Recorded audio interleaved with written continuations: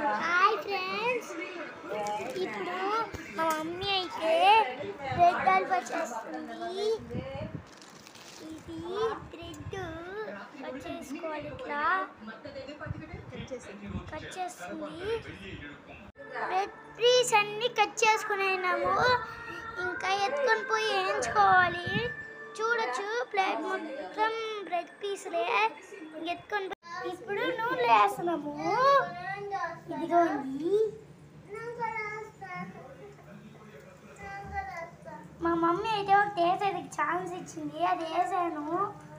So మా mummy అయితే ఏం చేస్తుంది, బ్రెడ్ పీసులు అన్నీ ఏం చేసాము మీరు చూడొచ్చు. ఇప్పుడు బాదం పప్పులు అయితే వేయించుతాము. ఇప్పుడు బ్రెడ్ పీస్ అంతా ఏం చేసాము. డ్రై ఫ్రూట్స్ అయితే నూనెలో వేయించుకోబోతున్నాము, నెయ్యిలో వేయించుకోబోతున్నాము. ఇప్పుడు మా అమ్మ అయితే నెయ్యిలో వేస్తుంది, మీరే చూడండి.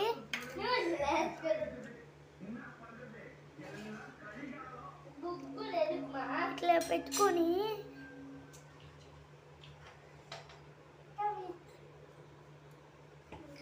వేసుకునేద్దాం. ఇప్పుడైతే బాగా వేయించుకుందాం. అది ఒక పక్క బాగా ఎగుతూనే ఉంది.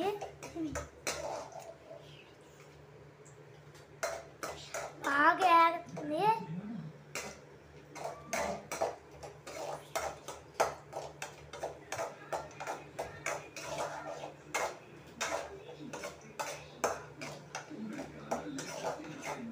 బాగా యాంచు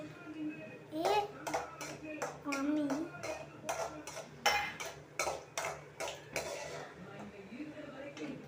ఇప్పుడు వేయించుకునేదైతే అయిపోయింది. ఇప్పుడు గిన్నె ఇప్పుడైతే చక్కెర పాకంని వేసుకున్నాము.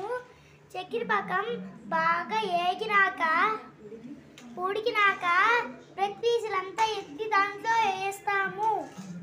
ఇప్పుడు చక్కెర పాకం బాగా కరిగిపోయింది. బ్రెడ్ పీసులు వేసుకుందాం. బ్రెడ్ పీసులు వేసుకుందాం. ఇప్పుడు బ్రెడ్ పీసులు అంతా వేసుకునేసాము. ఇప్పుడు చక్కెర పాకంలో బాగా మిక్స్ చేసుకుందాం.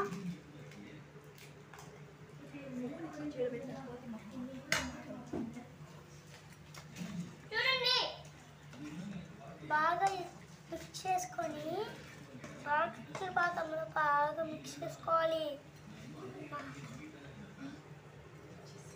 హాయ్ ఫ్రెండ్స్, ఇప్పుడైతే బ్రెడ్ హల్వా అయితే బాగా రెడీ అయిపోయింది. ముందుగా మనం వేయించుకున్న డ్రై ఫ్రూట్స్ అయితే ఇప్పుడు వేసుకునేద్దాము. వేసుకొని బాగా మిక్స్ చేసుకుందా. మా అమ్మ అయితే బాగా మిక్స్ చేసేస్తుంది హల్వాతో.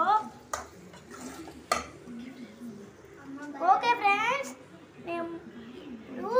నేను తిని చూసి చెప్తాను. ఇప్పుడైతే మన బ్రెడ్ హల్వా అయితే బాగా రెడీ అయిపోయింది. ఇప్పుడు నేను తిని చూసి చెప్తాను ఎట్లుందో. బ్రెడ్ హల్వా అయితే సూపర్ ఉంది. మీరు కూడా మీ ఇంట్లో ట్రై చేయండి. సబ్స్క్రైబ్ చేసుకోండి.